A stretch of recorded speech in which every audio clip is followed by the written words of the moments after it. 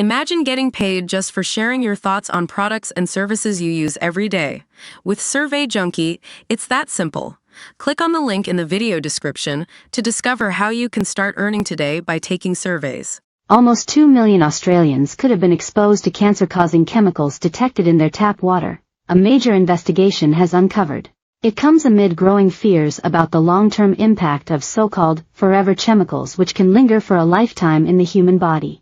In the last 6 months, the World Health Organization has concluded that forever chemical perfluorooctanoic acid, PFOA, is carcinogenic to humans, while the U.S. Environmental Protection Agency found there was no safe level of PFOA or perfluorooctane sulfonate, PFOS, in water. But PFOA, which experts believe causes cancer, is currently allowed in Australia's drinking water at 140 times the maximum level the U.S. will permit. A major investigation, carried out by the Sydney Morning Herald, discovered the chemicals were found in tap water in every state and territory across the country since 2010, affecting up to 1.8 million people.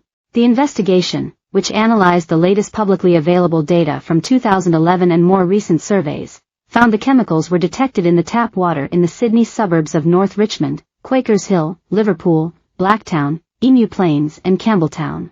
They were also found in other parts of NSW including Newcastle, Bathurst, Wagga Wagga and Jervis Bay, the latter as recently as last October. The pollutants were discovered in Canberra, parts of inner-city Melbourne, inner-city Adelaide, Cairns and Gladstone in Queensland, outer suburbs of Hobart and parts of the Northern Territory. While the last public surveys were conducted over a decade ago, several water providers have carried out their own tests in recent years.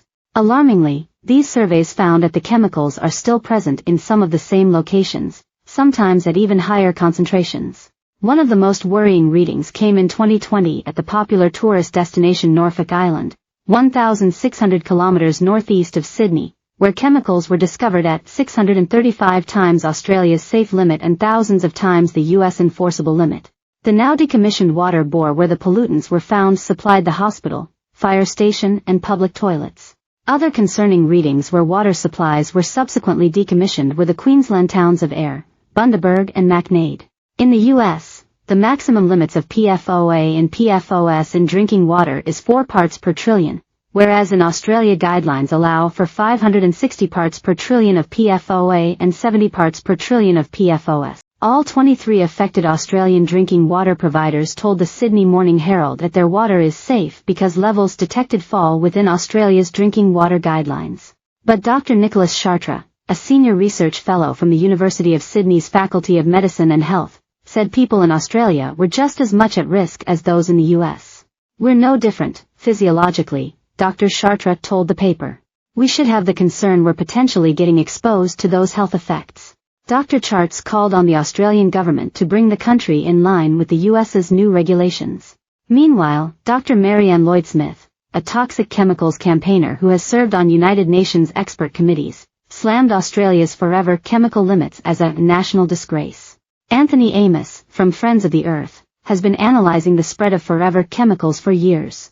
NSW, Bathurst, Blacktown, Campbelltown, Emu Plains, Gundagai, Lithgow, Liverpool, North Richmond, Quakers Hill, Wagga Wagga, Yass, Northern Territory, Larrakia, Nightcliff, Queensland, Cairns, Gladstone, Act, Canberra, Victoria, Footscray, Riddells Creek, South Australia, Glenunga, Western Australia, Maruban, Rottnest Island, Tasmania, Kingborough.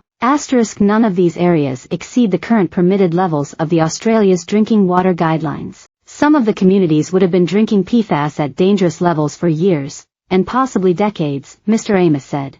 Why is it that people have been exposed at these levels, without regulatory bodies knowing until very recently? PFOS was detected at North Richmond as recently as January. It is the only site where Sydney Water regularly tests for PFOS. But a Sydney Water spokesperson,